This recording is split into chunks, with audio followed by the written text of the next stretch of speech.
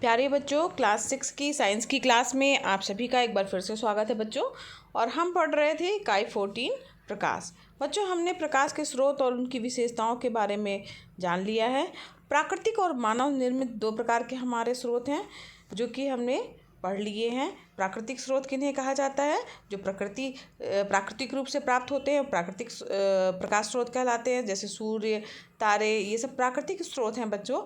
ठीक है। और साथ ही साथ कभी कभी हम देखते हैं जुगनू है, कुछ समुद्री मछलियाँ भी हैं, वो भी जो हैं वो अपना स्वयं प्रकाश उत्पन्न करती हैं, इसलिए वो भी क्या है, प्राकृतिक स्रोत हैं।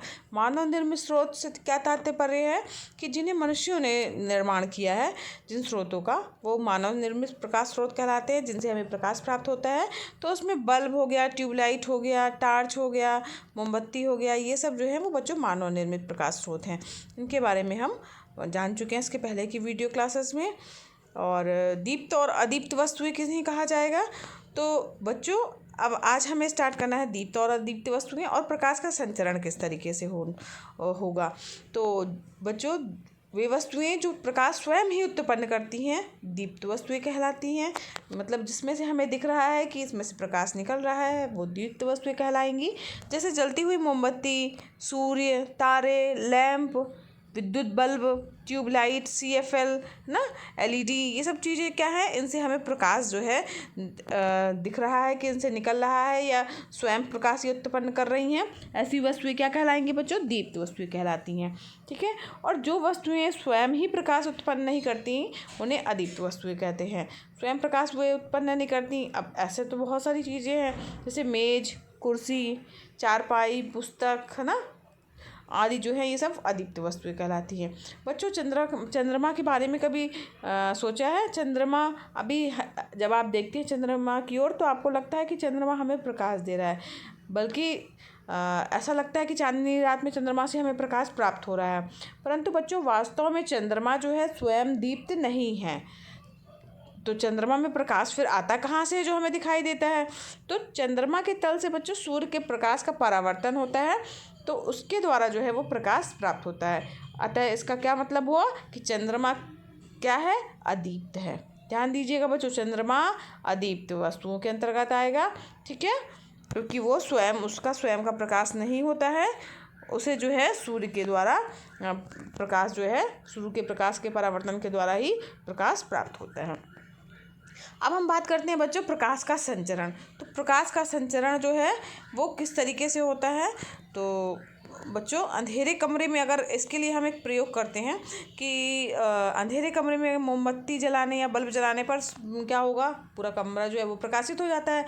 तो इससे स्पष्ट तो हो रहा है कि प्रकाश जो है वो सभी दिशाओं में ज़्यादा है ना। जैसे हम बल्ब जलाते हैं तो ऐसा तो नहीं होता ना कि केवल थोड़ी सी जगह पे आधे हिस्से में उजेला रहे।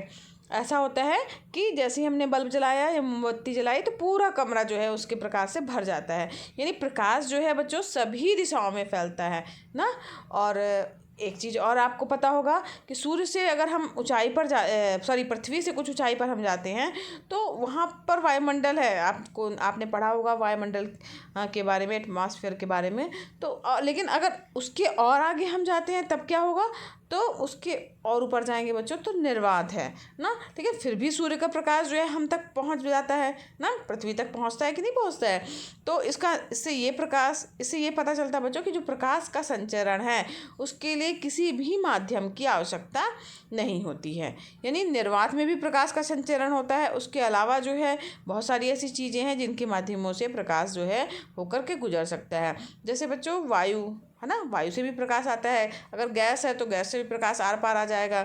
जल है, ग्रीसलीन है, इन सब से होकर के प्रकाश बच्चों क्या होता है, गुजर सकता है। तो अब हम कैसे जानेंगे कि इस प्रकाश कैसी दिशा में गति करता है, उसकी गति कैसी है, उसका पथ, जो गमन पथ है वो कैसा है? तो इसके लिए बच्चों हमको क्या करना है, आप देखिए सामने आपके चित्र दिख रहा है। तो इसमें क्या करना है बच्चों, 3 जो है आयताकार दप्ती के टुकड़े लिए गए हैं। ठीक है, तो यहाँ पर 3 टुकड़े आपको दिखाई दे रहे होंगे ना।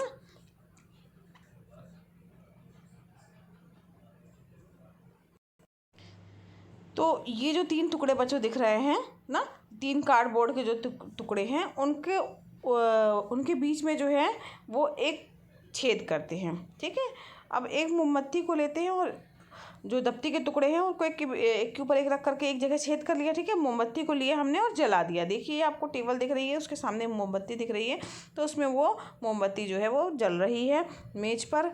अब क्या करते हैं कि जो ये 3 टुकड़े हैं दप्ती के, उनको जो है वो गीली मिट्टी की सहायता से सीधा खड़ा करते हैं। अब किस तरीके से खड़ा करते हैं, अब हम जब खड़ा कर रहे हैं बच्चों, तो ये ध्यान रखते हैं कि जो तीनों टुकड़ों में छेद बना हुआ है वो एक सरल रेखा में हो। ठीक है, तो ये जो हम देख रहे हैं, तो इसमें ये देखिए छेद जो है वो क्या है, सरल रेखा में है। ये देखिए, ये यहाँ देखिए, इधर ये इसका ये छेद देखिए, आपको दिख रहा होगा ये। ठीक है, तो ये सब एक ही लाइन में हो, जो तीनों छेद हैं। तो अब इसमें क्या होगा, जो सरल रेखा में है बच्चों, तो अब हम देखते हैं दूसरी तरफ से मोमबत्ती जो जल रही है। तो अब हम उसको जब देखेंगे बच्चों, तो क्या होगा कि हमें मोमबत्ती की लौ दिखाई दे रही है ना, छिद्रों के सामने जब हम आ रहे हैं, देख रहे हैं तो हाँ, तो देखते हैं कि मोमबत्ती की लौ हमें जो है वो दिखाई दे रही है। तो हम अंतिम वाले जो 3 इस तरफ खड़े हैं हम, तो हमें मोमबत्ती की लौ दिखाई दे रही है। लेकिन जब हम जो कोई सा भी जो ये दप्ती है, उसको कोई सी भी उसको कार्डबोर्ड को इधर उधर खिसकाते हैं, तो क्या हमें तब भी मोमबत्ती की लौ दिखाई देगी? नहीं बच्चों, अगर हम मोमबत्ती की अगर हम जो दप्ती के टुकड़े उसको इधर उधर करेंगे, तो जो उसके सारे छिद्र हैं वो क्या होंगे बच्चों, एक रेखा में नहीं रहेंगे, जिससे मोमबत्ती के लौ का प्रकाश जो है वो बीच वाली दप्ती के टुकड़े से निकल पाता है। तो अगर सीधे में नहीं रहेंगे, तो इसका मतलब है कि मोमबत्ती की लौ जो है वो हमें दिखाई नहीं देगी। तो इससे हमें क्या सिद्ध होता है कि प्रकाश जो है बच्चों कैसी रेखा में चलता है, एक सरल रेखा में चलता है। यानी प्रकाश का गमन जो है वो सरल रेखा में होता है, यानी प्रकाश सीधी रेखा में चलता है। बच्चों कुछ बातें और हैं हमें जानने के लिए, जो कि इम्पॉर्टेंट है, आप सभी को पता होनी चाहिए।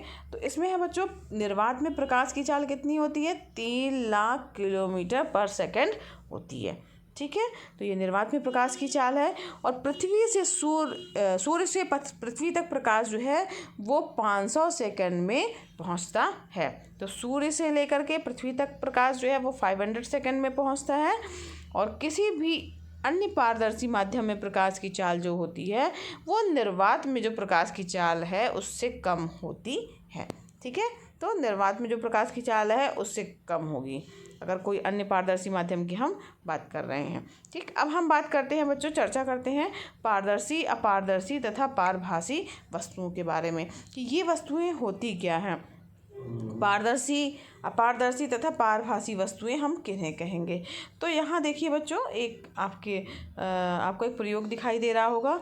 इसमें एक कांच का स्वच्छ आयताकार घिसा हुआ आयताकार टुकड़ा, घिसा हुआ कांच, ट्रेसिंग पेपर, ठीक है, लकड़ी, दप्ती, ठीक, दप्ती का जो आयताकार टुकड़ा ले लिया हमने और मोमबत्ती ले ली। अब हम एक प्रयोग करने वाले हैं जिससे आप अच्छे से समझ पाएंगे कि किन वस्तुओं को पारदर्शी कहा जाएगा, किन्हें अपारदर्शी कहा जाएगा तथा किन्हें पारभासी वस्तुएं कहते हैं। तो यहाँ पर बच्चों देखिए, चित्र जो आपको दिख रहा है, एक टेबल रखी हुई है, उसमें एक जलती हुई मोमबत्ती जो है वो लगा ली गई है। तो ये देखिए, ये मोमबत्ती जो है वो जल रही है।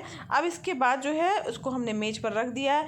इसके बाद जो जो चीज़ें बच्चों हम लोगों ने ली है, स्वच्छ आयताकार कांच का टुकड़ा, घिसा हुआ कांच, ठीक है, ट्रेसिंग पेपर, लकड़ी, दप्ती का आयताकार टुकड़ा, तो इन सबको जो है वो मोमबत्ती के सामने हमें रखना है। और दूसरी तरफ यहाँ पर देखिए, यहाँ पर रखना है, ये जो स्टैंड है इसका दूसरी तरफ से हमें देखना है आँख की सहायता से कि हमें क्या मोमबत्ती की लौ स्पष्ट दिखाई दे रही है, कैसी दिखाई दे रही है, कैसी नहीं दिखाई दे रही है। तो इसे हमें बच्चों देखना है। तो हम क्या पाते हैं बच्चों कि जो ये हमारा क्रियाकलाप है उससे हम देखने पर हम ये पा रहे हैं कि कांच के टुकड़े से अगर हम देखते हैं तो हमें जो लौ है उसकी कांच की मोमबत्ती की लौ है बच्चों, वो हमें साफ साफ दिखाई देगी। लेकिन अगर हम उसी की जगह पर कांच की प्लेट, ड्रेसिंग पेपर ले लें, है ना, थोड़ा सा घिसा हुआ कांच अगर ले लेते हैं, जो कांच की घिसी हुई प्लेट थी, और ड्रेसिंग पेपर ले लेंगे, तो लौ हमें कैसी दिखाई देगी बच्चों, धुंधली दिखाई देती है।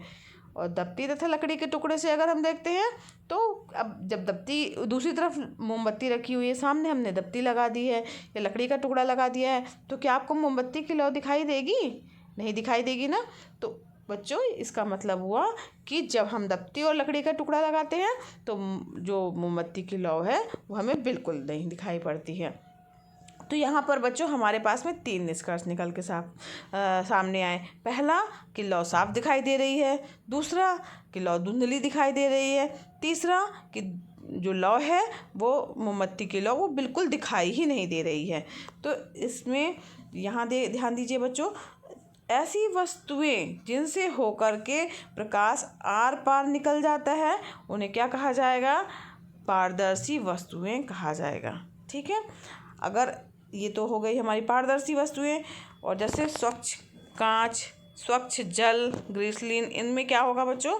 प्रकाश आर पार निकल जाएगा और हमें एकदम साफ साफ दूसरी तरफ का दिखाई देगा। तो ऐसी वस्तुओं को क्या कहा जाएगा? पारदर्शी वस्तुएं या ट्रांसपेरेंट वस्तुएं कहा जाएगा। ठीक है, तो और इसके बाद फिर बच्चों ऐसी वस्तुएं जिनसे होकर प्रकाश जो है वो उसका आंशिक भाग हमें दिखाई देता है।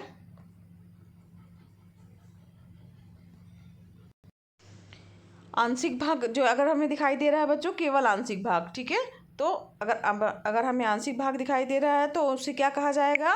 उसे पारदर्शी कहा जाएगा। जिनसे होकर प्रकाश का केवल आंशिक भाग दिखाई देता है या बाहर निकलता है उन्हें क्या कहा जाएगा? पारभासी कहा जाएगा। ठीक है, ट्रांसपेरेंट कहा जाएगा, वस्तुएं कहा जाएगा, जैसे घिसा हुआ कांच, ट्रेसिंग पेपर, तेल लगा हुआ कागज। ठीक है, तो ये सब क्या है? ये सब जो है वो पारभासी वस्तुएं हैं। फिर अब बात आती है बच्चों, कुछ ऐसी वस्तुएं भी है जिनसे होकर के प्रकाश बिल्कुल भी आर पार नहीं निकल पाता है या हम आर पार जो है बिल्कुल भी नहीं देख सकते हैं। अगर वो वस्तुएं सामने आ जाती हैं तो उन्हें क्या कहा जाएगा बच्चों? उन्हें अपारदर्शी वस्तुएं कहा जाता है। ठीक है, जिनसे होकर प्रकाश बिल्कुल भी नहीं निकल पाता है। जैसे दफ्ती का टुकड़ा हो गया, लकड़ी का टुकड़ा हो गया, धातु की चादर हो गई, इन सब के अगर मोमबत्ती के सामने है या किसी चीज़ के भी सामने है तो प्रकाश बिल्कुल भी हमें आर पार नहीं दिखाई देगा। ठीक है, तो उन्हें इन ऐसी वस्तुओं को क्या कहा जाता है? अपारदर्शी वस्तुएं कहा जाता है। ठीक, समझ में आ गया बच्चों? तो इस प्रकार बच्चों आज हमने जाना कि कौन सी वस्तुएं पारदर्शी, पारभासी और अपारदर्शी वस्तुएं हैं और कौन सी वस्तुएं दीप्त वस्तुएं और अदीप्त वस्तुएं हैं। आज की वीडियो क्लास में बच्चों बस इतना ही और मिलते हैं नेक्स्ट वीडियो क्लास में। इसके आगे हम जो है नेक्स्ट वीडियो क्लास में पढ़ेंगे। अगर बच्चों पढ़ाना पसंद आ रहा हो तो वीडियो को लाइक कीजिएगा, चैनल पर नए हैं तो चैनल को सब्सक्राइब कीजिए। बच्चों ये वीडियो क्लासेस एकदम फ्री हैं तो आप भी इसका लाभ लीजिए, दूसरे बच्चों को भी प्रेरित कीजिए ताकि वो भी इसका लाभ ले सके। धन्यवाद बच्चों, मिलते हैं नेक्स्ट वीडियो क्लास में।